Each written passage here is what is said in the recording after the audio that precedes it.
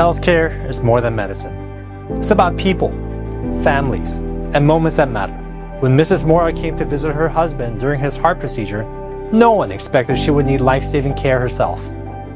George was having shortness of breath on a Saturday morning. I took him to Temecula Valley Hospital because we had read about what a good hospital it was for stroke and heart conditions. He went up to his room. I went down to get us some coffee at this coffee shop, and when I started to return and push the elevator button, the coffee cup fell out of my hand onto the floor. The next thing was I went up to the room and a fork dropped out of my hand. She told me something wasn't right, so I did a quick neuro check and said, I think you're showing signs of a stroke and I wanted to call for help. I called Code Blue Visitor overhead, and that brought the ER doctors upstairs, and they took her down to the emergency room right away. Dr. Jackson, a neurologist, came in, and within a short period of time, he realized I had had a stroke. His quickness of action is probably what really contributed to having a very mild stroke. I went down to the emergency department to see what was going on, and that's where I saw Chanel, our stroke champion nurse, on the floor, who gave me a quick, efficient rundown of what the patient was experiencing in that moment, the stroke symptoms, and the important pieces of the puzzle that need to be told in order to make critical decisions in that time.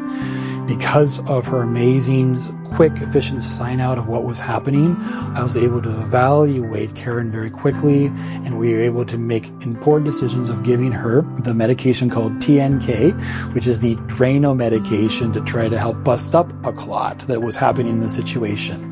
Our priority was addressing the blockage in as quickly and as safely as possible.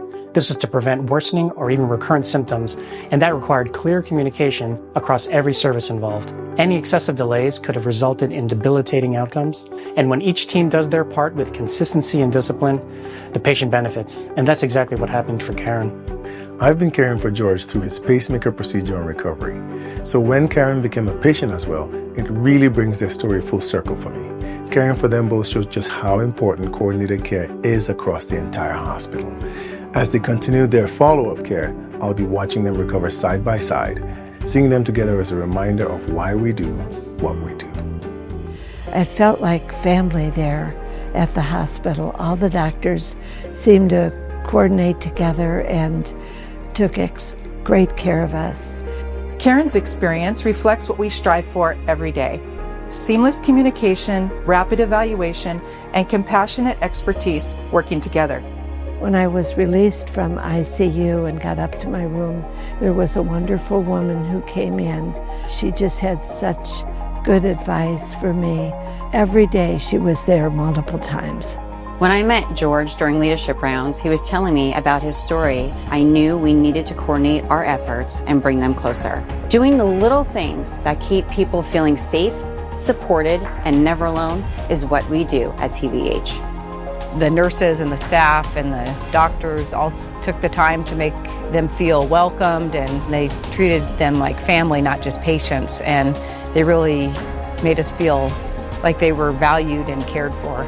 What really stood out to me was how every department worked together to take care of my grandparents, and it made it feel like one family taking care of our family, and that's just kindness that you don't see everywhere. The hospital staff didn't just save my grandparents, they showed me what caring looks like.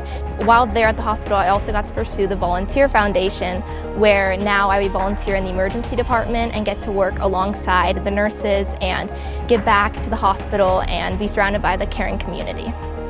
The nurses were very, very kind and helpful. Then the CEO of the hospital came and to see us, and he prayed over us, and I thought that was exceptional and very nice of him.